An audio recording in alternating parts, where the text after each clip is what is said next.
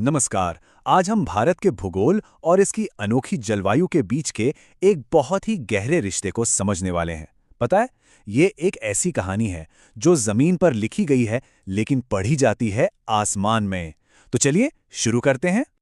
सोचिए जरा, एक ही पहाड़ कैसे एक तरफ तो खूब हरा भरा जंगल बना दे और दूसरी तरफ एकदम सूखा रेगिस्तान। है ना कमाल की बात। बस यही वो पहेली है जिसे हम आज सुलझाने वाले हैं। और इसका जवाब कहीं और नहीं बल्कि भारत की जमीनी बनावट में ही छिपा हुआ है। तो ये है हमारा आज का सफर। हम इन 5 पॉइंट्स को देखेंगे और समझेंगे कि भारत की जमीन अपने मौसम की कहानी आखिर लिखती कैसे है। तो चलिए सबसे पहले कुछ बेसिक चीजें समझ लेते हैं, वो बातें जो जमीन और जलवायु के इस अनोखे रिश्ते की बुनियाद हैं। पहला शब्द है फिजियोग्राफी। थोड़ा टेक्निकल लगता है ना, पर इसका मतलब बहुत सिंपल है। समझिए कि ये किसी भी देश का ओवरऑल ब्लूप्रिंट है।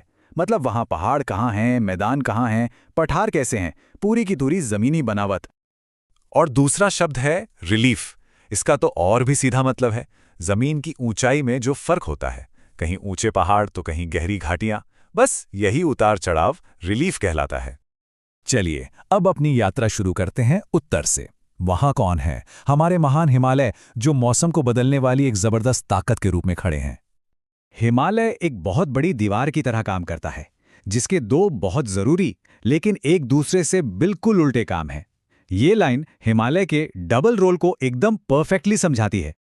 देखिए इसका ये डबल रोल कितना कमाल का है। एक तरफ तो ये सेंट्रल एशिया से आने वाली बर्फीली सूखी हवाओं को रोक लेता है, मतलब हमें कड़ाके की ठंड से बचाता है। और दूसरी तरफ समुद्र से जो नमी वाली मॉनसूनी हवाएं आती हैं, उन्हें रोककर ऊपर उठने पर मजबूर कर देता है। और नतीजा, पूरे उत्तर भारत में झमाझम बारिश। इसी को कहते हैं ओरोग्राफिक रेनफॉल या पर्वतीय वर्षा। होता क्या है देखिए, समुद्र से नमी वाली हवा आई, पहाड़ से टकराई और उसे ऊपर चढ़ना पड़ा।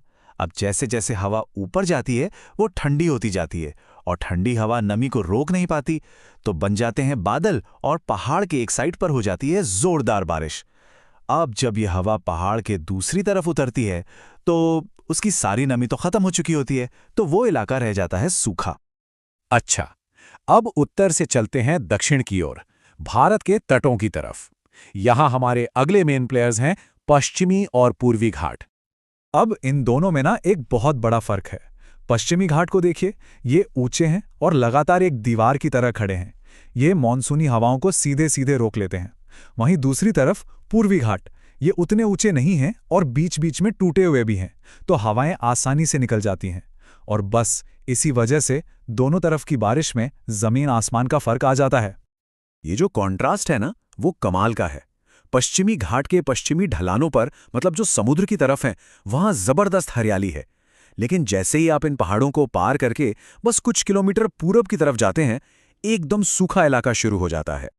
ये चार्ट इस फर्क को आंकड़ों में साफ साफ दिखा रहा है।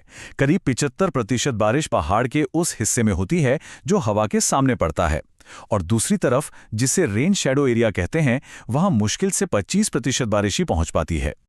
चलिए अब चलते हैं पश्चिम की तरफ, ये समझने के लिए कि भारत में रेगिस्तान क्यों है। और इस कहानी का एक और अहम किरदार है अरावली रेंज। यहां सारा खेल अरावली पहाड़ों की डायरेक्शन का है। पता है क्या होता है? ये रेंज मॉनसून की हवाओं के रास्ते में आती ही नहीं, बल्कि उनके साथ साथ पैरेलल चलती है। तो नतीजा क्या होता है? हवाओं को रोकने के लिए कोई दीवार ही नहीं है, तो वो नमी से लदी हवाएं बिना ऊपर उठे, बिना बारिश किए बस सीधी निकल जाती हैं, और इसीलिए ये पूरा इलाका सूखा रह जाता है। और कितना सूखा, ये आंकड़ा देखिए। थार रेगिस्तान में साल भर में 150 मिलीमीटर से भी कम बारिश होती है। ये इस इलाके की ज्योग्राफी का सीधा सीधा नतीजा है। तो अब तक हमने जो अलग अलग हिस्से देखे, आइए अब उन सब को एक साथ जोड़कर देखते हैं कि ये सब मिलकर भारत के मौसम का पूरा सिस्टम कैसे बनाते हैं। ये टेबल एक तरह से हमारी पूरी बातचीत का निचोड़ है। हिमालय, जो ठंडी हवाओं को रोकता है और बारिश लाता है। पश्चिमी घाट, जो एक तरफ हरियाली और दूसरी तरफ सूखा बनाता है। और अरावली, जिसकी वजह से पश्चिम में रेगिस्तान है। ये सब मिलकर ही भारत की जलवायु की पूरी तस्वीर बनाते हैं। तो आखिर में बात यह है कि अगर भारत के मौसम को समझना है तो पहले उसके नक्शे को पढ़ना सीखना होगा। क्योंकि यहाँ की ज़मीन खुद अपनी कहानी सुनाती है। और जाते जाते एक सवाल छोड़ जाता हूं। अगर जमीन मौसम को बनाती है तो क्या मौसम बदले में जमीन को नहीं बदलता? ये एक ऐसा रिश्ता है जो लगातार चलता रहता है। इस पर सोचिएगा जरूर।